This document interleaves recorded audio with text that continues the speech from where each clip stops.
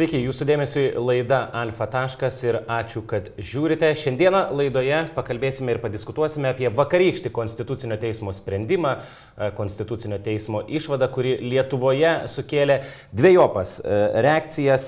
Iš esmės teismas konstatavo, kad civilinėme kodekse numatytas partnerystės institutas prieštarauja Konstitucijai, nes jame yra įrašyta tik sąjunga tarp vyro ir moters, o tos pačios lyties asmenų santykiai nėra įtvirtinti.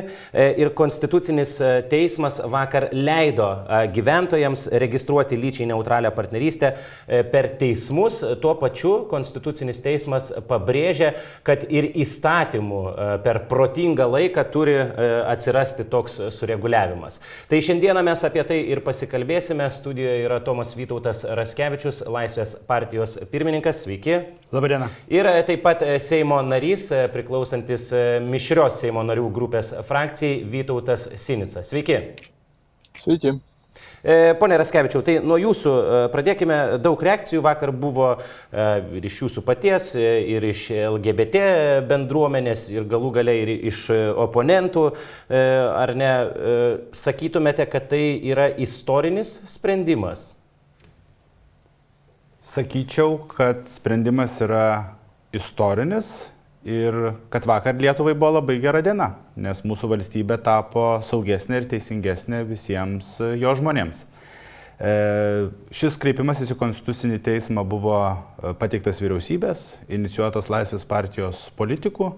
Pradėjom kalbėtis apie galimybę kreiptis į Konstitucinį teismą maždaug 24 metų sausio mėnesį, matydami, kad perspektyvos priimti civilinės sąjungos įstatymą Seime darosi vis neaiškesnės. Na ir modeliuodami tą galimą kreipimąsi, aišku, prognozavom ir galimus scenarius, tai yra galimas Konstitucinio teismo pozicijas.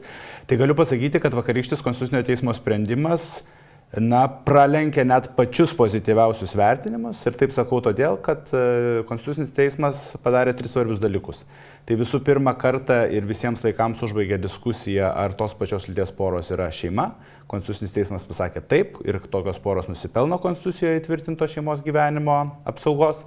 Kitas dalykas, kurį pasakė svarbu Konstitucinis teismas, yra tai, kad būtina įstatymų reguliuoti ne tik turtinius tokių šeimų santykius, bet ir neturtinius tokio bendro gyvenimo aspektus. Tai reiškia visos taip teikiamos alternatyvos ar spekulacijos apie artimo ryšio įstatymo projektą, kaip galimai patenkinanti tokių porų poreikį būti teisiškai pripažintos Konstitucinio teismo iš esmės buvo išmestos pro langą. Na ir aš stebiuosi, vakare klausau prezidento Gitano Nausėdos interviu nacionalinio transliuotojo eteryje ir vėl jis kalba apie artimo ryšio įstatymą, nors Konstitucinis teismas labai aiškiai pasakė, kad to nepakanka. Ir trečias, paskutinis svarbus aspektas, kurį padarė Konstitucinis teismas, tai iš esmės įgalino partnerystės institutą čia ir dabar. Tos pačios lyties arba skirtingos lyties poros jau šiandien gali kreiptis į teismą ir su prašymu registruoti partnerystę ir jis bus tenkinamas. Tai trumpai dar, jūsų galva dabar jau čia nereikia kalbėti nei apie artimą ryšį, nei apie civilinę sąjungą, reikia kalbėti apie partnerystės įstatymą. Tai civilinė sąjunga yra tas pats, kas partnerystė, tik tai kitas pavadinimas. Mes galim civilinės sąjungos įstatymą pavadinti artimo ryšio įstatymu, tik svarbu, kad turinys liktų tas pats. Reiškia, jis reguliuoja ne tik turtinius santykius, bet ir labai aiškiai partnerystėje civilinėje sąjungoje arba bet kokiu kitokiu pavadinimu esančiame institute esantys žmonės, jiems turi būti teisės akyse suteiktas šeimos narių statusas. Gerai, šiai dienai tokio įstatymo nėra. Konstitucinis teismas leidžia per teismus registruoti, ar ne? Ką tai reiškia praktikoje, kaip tai atrodo ir kokias garantijas tai suteikia? Taip, ne visai teisus mes esame sakydami, kad neegzistuoja toks institutas teisės sistemoje, nes šiandien Lietuvoje yra virš 60 teisės aktų, kurie numato teisės ir pareigas partneriams arba asmenims esantiems registruotoje partnerystėje. Problema su tomis normomis buvo, kad nebuvo praktinio įrankio, kaip tą partnerystę užregistruoti. Tai Konstitucinis teismas vakar tokią registraciją teismo keliu leido. Na ir žmonės, pavyzdžiui, užregistravę, gavę teismo verdiktą ir užregistravę savo civilinės būklės aktą civilinės metrikacijos įstaigoje, kad jie yra partneriai, jie iš esmės pradės galėtis naudotis tomis įstatymo garantijomis. Pavyzdžiui, teisę gauti paramą įsigyjant pirmąjį būstą įstatymė numatyta ir partneriams. Tada jie kreipdamiesi dėl tokios paramos gavimo pridės tą pažymą iš civilinės metrikacijos, kad jie yra registruoti partneriai ir galės tą lengvata ar tomis garantijomis naudotis. Problema bus atsiras tame, kad susidarius didesniam skaičiui registruotojo partnerystėje esančių asmenų būtent per teismą, valstybei bus labai sunku tokius asmenys apskaityti, nes nebus atitinkamo registro. Nes tam, kad atsirastų registras, tie žmonės turi būti įstatymas ir tam teisinis pagrindas. Tai pavyzdžiui, man labai įdomu bus pamatyti, kaip dėl valstybės įstatymų leidėjo neveikimo susidarius tokiai situacijai bus tikrinama, ar žmonės norintys sudaryti santuoką nėra anksčiau teismo keliu prisipažinę savo partnerystės. Čia kaip pavyzdys. Bet tai jūs sakot, ar ne, kad gali būti sunku, jeigu didelis skaičius, jūs manot, kad dabar masiškai prasidės tas registravimas? Aš manau, mes per artimiausius kelius mėnesius turėsim pirmąją registraciją. Tai bus tikrai labai paprastas teisinis procesas, jis vyks ypatingosios teisenos tvarka. Iš pradžių žmonės kreips į civilinę metrikaciją, civilinė metrikacija jų prašymą atmes, nes nėra priimto įstatymo ir jie tada kreipdamiesi į teismą į tą civilinės būklės aktą įpareigos civilinę metrikaciją registruoti. Ir manau, kad susiformavus tam tikrai praktikai, tai bus tikrai labai greiti ir šabloniniai teismų sprendimai. Pone Sinica, jūsų rinkėjai ar žmonės apskritai, kurie domisi politika ar ne, tai niekam nepaslaptis buvo jūsų nuostatos. Ar tai būtų tos pačios lyties asmenų santuoka, ar galų gale ar ne ir partnerystė.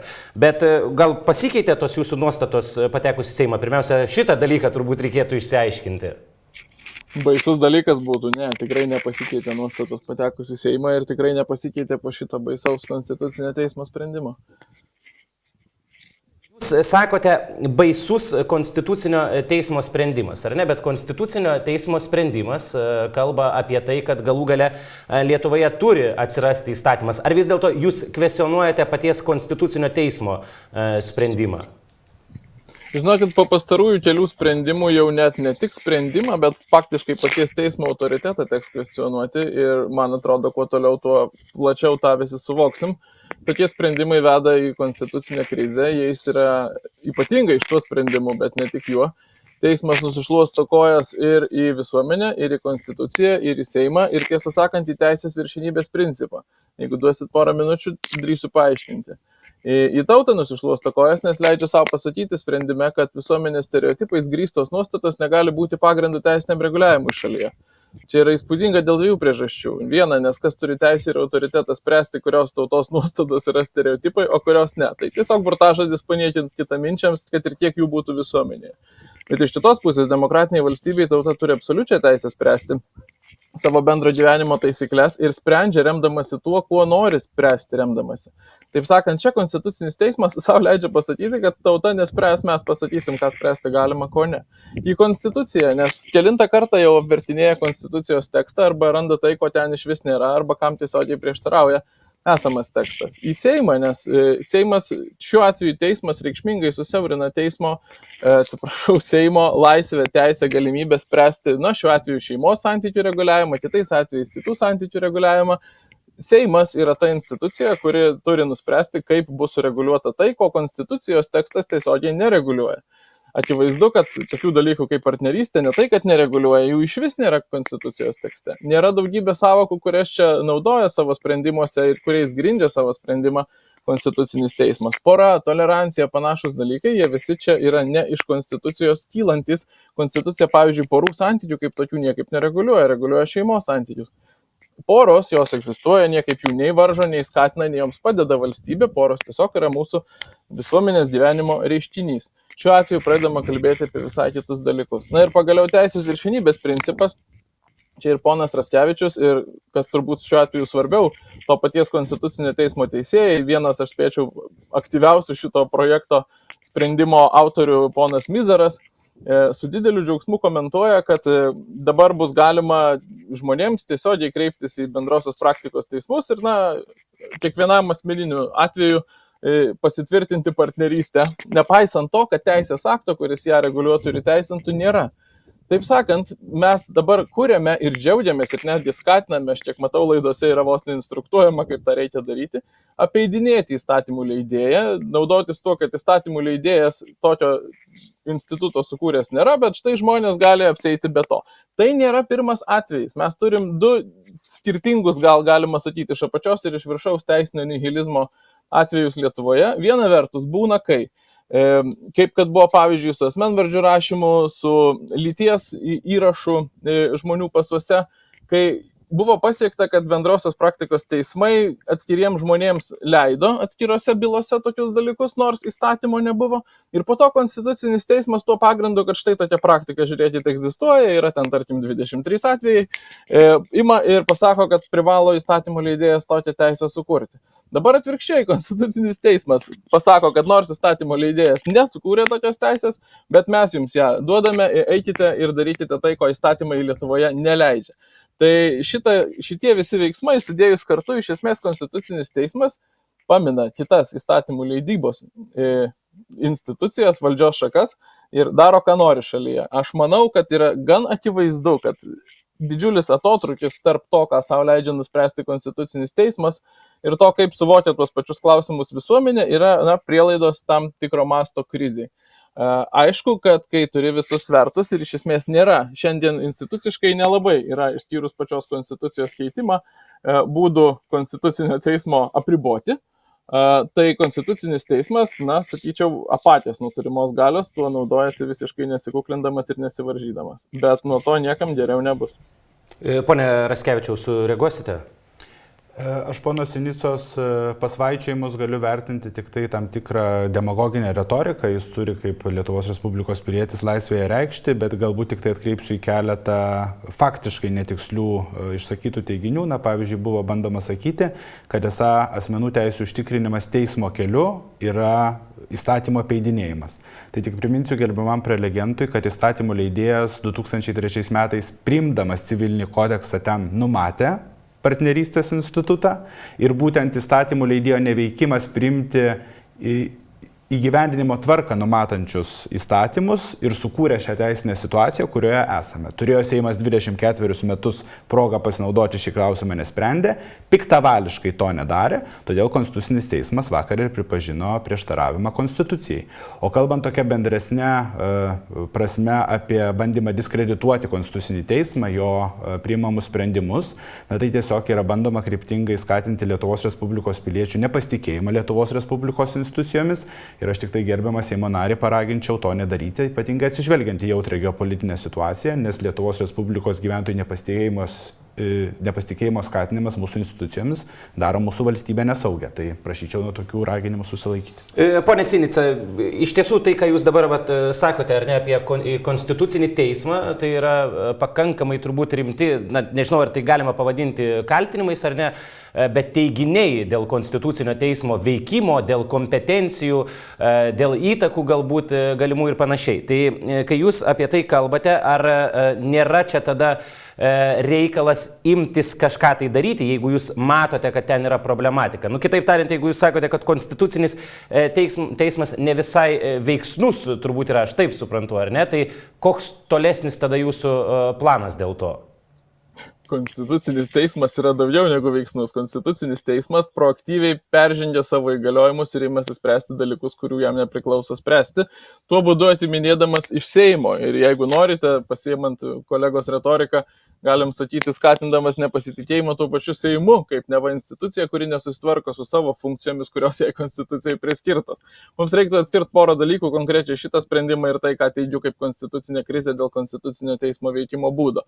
Tai jeigu konkrečiai dėl šito, teisingai pasakė ponas Raskevičius, iš tikrųjų Seimas kadaise turbūt Brazauskui vadovaujant tuo metu buvo sukūręs tą teisėtą lūkestį, įrašė įrašą, jog partnerystė egzistuoja toks kaip institutas ir kad bus įstatymų sureguliuota jos tvarka, bet akivaizdu, kad įsigalioja tas institutas tada, kada ta tvarka atsiranda. Seimas, ne teismas, Seimas sprendžia, kada jo išleistas teisės aktas įsigalioja ir šiuo atveju jis to niekada nepadarė. Dabar mes turim, pavyzdžiui, jeigu neklystu, ir dabartinis žmogaus teisų komiteto pirmininkas Laurynas Šedvydis, kuris neabejoju yra partnerystės instituto įteisinimo šalininkas, pripažino viešai ir ne tik jis vienas, kad tas reguliavimas, kuris sukurtas prieš 20 kelis metus, šiandien teisiškai yra pasenęs. Tai teismui po 20 kelių metų nuspręsti, kad privalo įsigalioti teisiškai pasenęs ir įvairių kitų nuostatų nebetitinkantis senas sprendimas, kurio kabėjimas nepabaigto, tai pavadinkim, buvo klaida, bet tą klaidą galima spręsti tiek jį liepiant jam įsigalioti, vienas būdas, šitą kelią, nors tokios teisės mano galva neturi, prisėmė Konstitucinis teismas, tiek ir atšaukiant tą sprendimą ir priemant naujus kelius, naują reguliavimą, ką panašu Seimo pirmininkas pasisakė vakar reaguodamas į visą šitą Konstitucinio teismo sprendimą, kad sako, reikia ieškoti naujo sureguliavimo, o ne kelti iš stalčių senus, kur aš jam iš esmės pritariu, nes dabar yra reikalinga diskusija, kaip šitą klavietę išspręsti. Kol tuo tarpu, kaip visur yra viešumoje raginama ir skatinama žmonės apeidinėdami teisinį reguliavimą, tiksliau jo nebuvimą, eis į teismus ir reikalaus, nes Konstitucinis teismas jiems leido. Bet šalia to yra kita ta tezė apie tai, kad Konstitucinis teismas leidžia savo daugiau negu turi teisės pagal Konstituciją leisti. Ir man geriausias to pavyzdys yra, tiesą sakant, trys jo sprendimai. Vienas, stengsiuos labai trumpai, vienas jos sprendimas 14 metais Konstitucinis teismas pasakė, kad Seimas, o kai kurie apimtim ir pats Konstitucinis teismas gali neleisti tautai, surinkus įstatymo numatytus parašus, inicijuoti referendumų Konstitucijai keisti, nors tai tiesiogiai prieštaravo ankstesniems jos sprendimams ir, tiesą sakant, pačiai Konstitucijai. Antras dalykas, Konstitucinis teismas kelis kartus yra pasakęs, kad tauta arba įstatymų leidėjas negali keisti Konstitucijos taip, kad, taip buitiškai pasakykime, atmuštų, atkeistų Konstitucinio teismo sprendimus. Kaip tarkim šioje situacijoje, dabar įsivaizduokime, Konstitucinis teismas išaiškino, kad yra teisė į vienalytę partnerystę, nors jokia partnerystė Konstitucijoje neminima, ir įstatymų leidėjas pagal Konstitucinio teismo ankstesnius sprendimus negalėtų sureguliuoti naujai taip Konstitucijos, kad tokios problemos nebebūtų. Tai Konstitucinis teismas tuo pasako, kad jis yra aukščiau ir Konstitucijos, ir įstatymo leidėjo. Tai visa tai yra, mano galva, galių uzurpacija ir klausimas jau mūsų kaip valstybės ir visuomenės savimonės, ar mes tą leisim ar ne. Pone Raskevičiau, trumpai tada sureaguokit ir prie kitų klausimų. Labai trumpai, ta prasme, toliau yra vykdomas kryptingas Konstitucinio teismo diskreditavimas iš žmogaus einančio Lietuvos Respublikos Seimo nario pareigas. Gali iš jo kalbos susidaryti toks įspūdis, kad Konstitucinio teismo teisėjai yra kažkokie ateiviai nusileidę iš kosmoso ir reguliuojantis mūsų viešąjį gyvenimą. Konstitucinio teismo teisėjai yra skiriami to paties Seimo, skirtingų valstybės politikų teikimu ir, man atrodo, jie ir atspindi tam tikrą konsensusą, kuris formuojasi toje visuomeniai. Konstitucija nėra mažoritarinis teisės aktas, Lietuva nėra demokratūra, Lietuva yra demokratija ir vienas pagrindinių demokratijos elementų, kad demokratija, net ir esant daugumos sprendimo galiai, užtikrina mažumoje esančių savo piliečių interesus. Dabar čia yra kalbama apie kažkokius būdus ieškoti naujo sprendimo dėl partnerystės instituto reglamentavimo Lietuvoje. Kolegos, nebereikia jokių naujų sprendimų, klausimas yra išspręstas. Tol, kol jūs diskutuosite, o manau diskutuosite atgal, nes bandote klausimą nespręsti, o jį toliau vilkinti, poros registruos partnerystę teismų pagalba, naudosi 60 teisės aktų jiems numatytomis teisėmis ir pareigomis ir jūs neturite įgaliojimų remiantis teisėtų lūkesčių principų tą teikiamų teisių ir pareigų apimti kažkaip siaurinti. Todėl vienintelis būdas yra sureguliuoti normaliai, gerbent ir užtikrinant ne tik turtinius, bet ir šeimos bendro gyvenimo santykių šioms poroms teisinę apsaugą ir šitą klausimą pabaigti ir uždaryti. Bet aš suprantu gerbiamą Vytautą Sinicą, kodėl jis nenori šito klausimo uždaryti, nes tikriausiai be šito klausimo daugiau politinių klausimų jo darbotvarkėje nelabai ir yra. Pone Raskevičiau, tai dar reaguojant ir į tai, ką ponas Sinica kalba ir kaip kai kurie politikai vakar reagavo, aš pacituosiu šiek tiek, prezidentas sakė, kad būtų gerai, kad Seimas priimtų įstatymą, bet tokį įstatymą, kuris atitiktų konsensusą tiek pačiame Seime, tiek visuomenėje, ar ne. Saulius Skvernelis sakė, kad tai yra sprendimas Konstitucinio teismo, kurį reikės Seime įgyvendinti, labai aiškiai pasakyta, kad turi būti sukurtas partnerystės įstatymas, nes tai yra nuoroda iš civilinio kodekso. Bet šiaip, žiūrint vertinimus, sakykime, kai kuriuos mes vakar pamatėme iš politikų, ar jūs tikite, kad šitame Seime tas įstatymas kažkokiu būdu gali būti įgyvendintas? Ne, netikiu ir tą sakau remdamasi savo asmeninę patirtimi, kaip 4 metus bandęs priimti civilinės sąjungos įstatymą Lietuvos Respublikos Seime kaip Seimo narys. vienintelis dabar galbūt racionalus ir politiškai efektyvus būdas valdančiai daugumai Seimui būtų imtis to senojo civilinės sąjungos įstatymo, kuris jau yra privestas iki paskutinio priėmimo balsavimo ir jį priminti.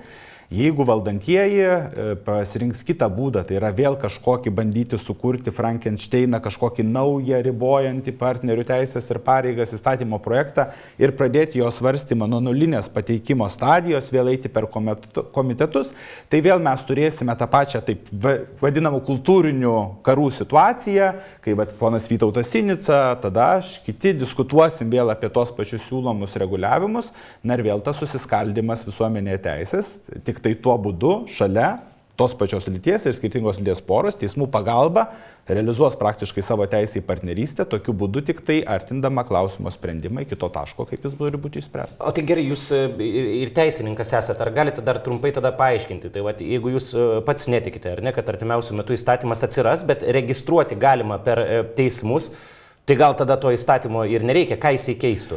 Bet toks klausimas yra šiek tiek absurdiškas, nes jeigu jūs esate tikriausiai heteroseksualus žmogus, jūs norite susituokti, jeigu jums dabar tuokiantis reikėtų kiekvieną kartą eiti į teismą ir įrodinėti, kad jūs iš tikrųjų norite tą santuoką sudaryti. Tai tiesiog yra absurdiška situacija, kuri visų pirmiausia kyla būtent iš įstatymų leidėjo, tai yra Seimo neveikimo. O tai gerai, jūs galvojate, sakote ar ne, kad šitame Seime nepavyks to padaryti. Tai kokia yra tada ateitis to įstatymo? Kokius jūs scenarijus dėliojate? Tai praktiškai praeitos kadencijos Seime buvo susiformavusi kritinė dauguma tokiam įstatymui priimti. Tai jeigu šitos kadencijos Seime tokios kritinės daugumos nebus, tai galimai bus 28 metų kadencijos Seime. Yra tam tikrų klausimų, kurios užtruko įstatymų leidėjai sureguliuoti. Pavyzdžiui, tas pats ir Pakso apkaltos klausimas, dėl kurio buvo Europos žmogaus teisių teismo sprendimas. Bet aišku, norėtųsi, kad tokie sprendimai ypatingai liečiantis kasdieninių žmonių gyvenimus, jų galimybę oriai funkcionuoti šitoje valstybėje, kad jie būtų priimami greičiau, o tų klausimų svarstymas neužtruktų dešimtmečius. Jūs dar dažnai kalbate apie LGBT paauglius, sakykime, jaunus žmonės, kur gyvena kur nors periferijoje, kaimuose ar ne, ir kenčia dėl šito dalyko. Kaip manot, tai, ką pasakė Konstitucinis teismas, padės tiem žmonėm kažkiek tai? Man apskritai atrodo, kad mes labai daug diskutuodami ir laužydami ieščių dėl partnerystės įstatymo projekto arba jo architektūros, pavirštam labai svarbų dalyką, kokią žinutę toks įstatymas siunčia ne tik LGBT bendruomeniai, bet ir visai visuomeniai. Toks įstatymas iš esmės sako, kad nepaisant to, koks tu esi, nepaisant tavo seksualinės orientacijos, šita valstybė tave mato, girdi ir saugo tavo šeimos santykius. Tokie pasisakymai kaip pono Vytauto Sinicos, tokie pasisakymai kaip prezidento Gitano Nausėdos, kitų homofobišką retoriką vystančių politikų, jie tokiems žmonėms siunčia žinutę, kad jūs esate šitai valstybei nevertingi ir nereikalingi. Aš manau, kad LGBT žmonės yra Lietuvos visuomenės dalis, jie kuria ir augina šitą valstybę ir šitą valstybę turi juos apsaugoti kaip ir lygiai taip pat, nedaugiau, bet lygiai taip pat, kaip ir visus kitus Lietuvos Respublikos piliečius. Pone Sinica, čia turbūt nepaisant to, ar jūs asmeniškai priimate Konstitucinio teismo sprendimą ar neprimate, bet sprendimas yra toks, koks jis yra, per teismus registruoti leidžiama. Ko jūs bijote šitoje vietoje? Kol kas įstatymo ar ne nėra, bet yra leidimas registruoti per teismus. Tai jūs bijote, kad sugrius kažkuri tai Lietuvos dalis, kokias jūs čia rizikas matote? Jeigu leisit, pirmą sureaguosiu porą dalykų. Vienas dalykas... Tik tai labai, ponė Sinica, trumpai, todėl kad turim minutę. Trumpai, nes turim minutę. Užtrukot su Tomu Vytautu. Nesu suinteresuota iš tų temų krapštimų, per pusę metų Seime jų niekada neliečiau ir nenorėčiau liesti toliau, bet Konstitucinis teismas šitas įtampas sukelia ir iškrapšto. Yra naivu šnekėti apie tai, kad subirės Lietuva, sugrius dangus, šeimos iširs ir taip toliau. Ne šeimos išyra dėl to, kad yra priimamos skirtingos naujos išplėstinės šeimos sampratos. Normalus žmogus, kuriam rūpi ne tik jo asmeninis gyvenimas, bet ir valstybė, kurioje jis gyvena, ir normos, ar jos yra teisingos ar ne, kelia savo klausimą, ar teisingai yra suvokiama šeima mano valstybei ar ne. Ir jeigu neteisingai, jeigu tai prieštarauja jo suvokimui, jo tiesą sakant ir visos mūsų civilizacijos suvokimui, visais laikotarpiais visose šalyse, tai ką Konstitucinis teismas pavadino stereotipais, tai ne stereotipai, o mūsų vakarų civilizacijos suvokimas, kas yra šeima. Normaliam žmogui, kuriam rūpi ne tik jo asmeninis gyvenimas, rūpi, kad jo supratimu valstybėje galiotų teisinga norma, atitinkanti žmonių prigimtį ir tiesą. Tai vat tai ir yra paminama šituo sprendimu. Ir dėl to dabar Seimas be abejo turės gerą galvosūkį, kaip jį išspręsti. Taip, tai buvo Vytautas Sinica, Seimo narys. Mūsų laikas šiandieną jau baigėsi. Ačiū Jums, kad prisijungėte. Ir studijoje taip pat Tomas Vytautas Raskevičius, Laisvės partijos pirmininkas. Ačiū ir Jums. Ačiū visiems žiūrėjusiems. Mes pasimatome jau po švenčių kitą savaitę. Iki.